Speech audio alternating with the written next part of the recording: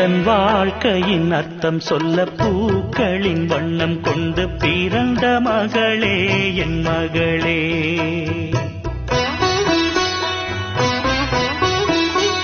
நான் வாழ்ந்தது கொஞ்சம் அந்த வாசத்தில் வந்துதித்து உயிரில் கலந்தா என் உயிரே.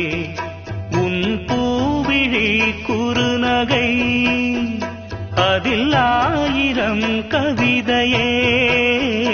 எந்தன் வாழ்க்கையின் அர்த்தம் சொல்ல பூக்களின் வண்ணம் கொண்டு பிறந்த மகளே என் மகளே. நான்